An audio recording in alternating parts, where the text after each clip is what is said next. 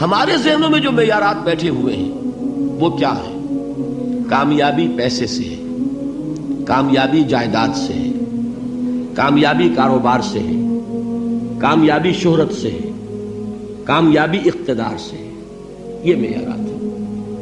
جو جتنا دولت مند اتنا کامیاب، جو جتنا مشہور اتنا کامیاب، جو جتنا پاپولر اتنا کامیاب، جو حکومت پر پہنچ گیا کامیاب، جس نے بڑا کاروبار جما لیا کامیاب، جس نے بہت جائیداد بنا لی کامیاب. یہی ہے اصل میں ساری بس کی گانٹھ. جو تصور کامیابی کا ہوگا اسی کے مطابق آپ کی بھاگ دوڑ ہوگی، اسی کے لیے جد و جہد ہوگی، اسی کے لیے توانائیاں صرف ہوں گی، اسی کے لیے دن رات کی مشقت ہوگی. یہ ہے اصل شے جس کی یہاں نفی ہو رہی ہے. کامیابی دولت سے نہیں، کامیابی شہرت سے نہیں، کامیابی اقتدار اور طاقت اور حکومت سے نہیں، بلکہ کامیابی ہے ایمان سے، عمل صالح سے، تواصی بالحق سے، تواصی بالصبر سے.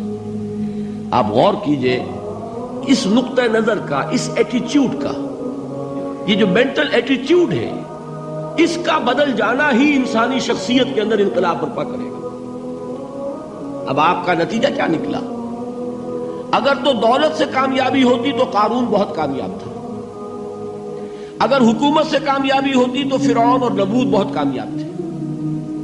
کامیابی ان سے نہیں ہے. کامیابی انسان دولت میں قارون کی دولت تک پہنچ جائے اور دنیا میں دبدبہ اور اقتدار اور سلطنت اور حکومت کے اعتبار سے وہ نمرود اور فرعون کا مقام حاصل کر لے، وہ ناکام ہے، خائب ہے، خاسر ہے، برباد ہے. اور ابو ذر غفاری کامیاب ہے، چاہے ان کے پاس کچھ نہیں تھا، جھونپڑی تک نہیں تھی، کوئی گھر نہیں تھا. حضور نے فرمایا ہے اللہ کے کچھ بندے ایسے ہوتے ہیں جو کسی محفل میں جانا چاہیں تو انہیں اجازت نہ ملے، جو کہیں اگر رشتہ کرنا چاہے کوئی ان سے رشتہ کرنے کو تیار نہ، کہیں کوئی سفارش کرنا چاہے تو ان کی کوئی بات ہی نہ سنے. لیکن اللہ کے ہاں ان کا وہ مقام ہے کہ اگر بھولے سے بھی کسی بات پر قسم کھا بیٹھتے ہیں تو اللہ ان کی قسم کی لاج رکھتا ہے. یہ ہے فرق. یہ جان لیجیے اچھی طرح. اس بات کا مان لینا آسان، اس پر سبحان اللہ کہنا آسان، لیکن اس کے مطابق آپ کے اپنے ذہن کا بدل جانا بہت مشکل. اس لیے کہ ہم متاثر ہوتے ہیں اپنے ماحول سے. وہ بڑا محل ہے، دیکھ کر ایک دفعہ جھجری آتی ہے، وہ بڑی سی 20 فٹ لمبی کار سناٹے کے ساتھ آپ کے پاس سے گزر گئی. ایک دفعہ اعصاب کے اندر ارتعاش ہوتا ہے، محسوس ہوتا ہے بڑے یہ نصیبے والے لوگ ہیں، بڑے خوش نصیب، بڑے کامیاب. حالانکہ کچھ معلوم نہیں کہ یہی سب سے بڑی بد نصیبی ہو سکتا ہے کہ یہی سب سے بڑی ناکامی ہو. اگر ذہنوں میں یہ بات بیٹھ جائے کامیابی کس شے سے.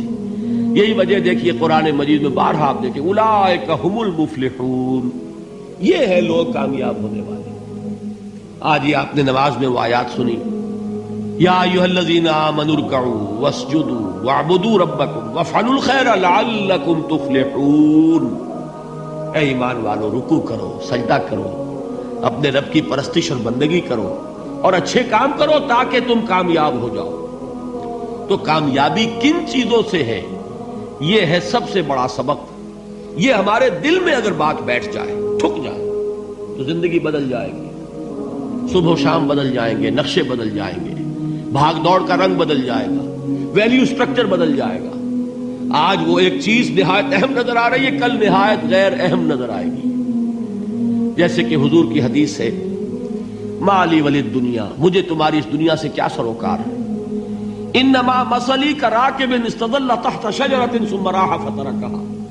میری مثال تو اس سوار کی سی ہے جو تھوڑی دیر کے لیے ایک درخت کے سائے میں ٹھہرتا ہے سستانے کے لیے، پھر وہ اپنا راستہ لیتا ہے. اسے اس درخت سے مستقل تعلق اس کا نہیں ہے، وہ اس کا گھر نہیں، وہ اس کی منزل نہیں. اسی طرح یہ دنیا میرا گھر نہیں ہے. اب دیکھیے ہم کہتے ہیں انا للہ و انا الیہ راجعون، ہم تو مسافر ہیں، ہم اللہ کے پاس سے آئے، اللہ کی طرف ہمیں لوٹ جانا ہے.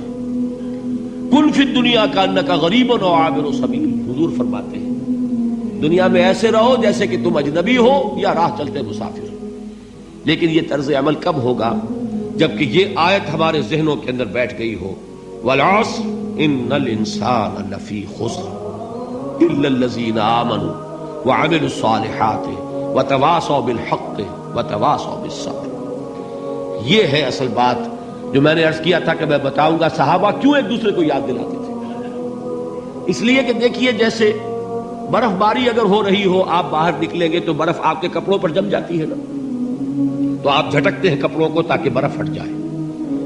ہمارے ایمان پر اس دنیا میں رہتے ہوئے جب ہم متاثر ہوتے ہیں ماحول سے تو گردہ آ جاتا ہے، برف پڑ جاتی ہے، اس کو جھٹکتے رہنے کی ضرورت ہے۔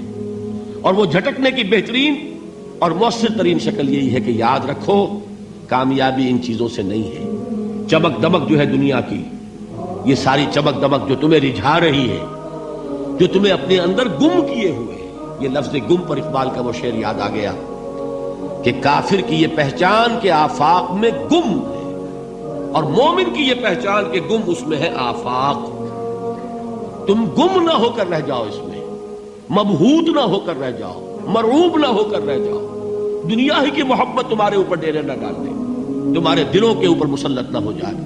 لہذا تازہ کرتے رہا کرو، والعصر ان الانسان لفی خسر الا الذین آمنوا وعملوا الصالحات وتواصوا بالحق وتواصوا بالصبر۔ پھر یاد کر لو، پھر تازہ کر لو اپنے اس یقین کو کہ کامیابی دولت سے نہیں، کامیابی ثروت سے نہیں، کامیابی اقتدار سے نہیں، کامیابی شہرت سے نہیں، کامیابی جائیداد سے نہیں، کامیابی ہے ایمان سے، کامیابی ہے عمل صالح سے، کامیابی ہے تواصی بالحق سے، کامیابی ہے تواصی بالصبر سے۔ یہ چار چیزیں ہیں کہ جو کامیابی کے لوازم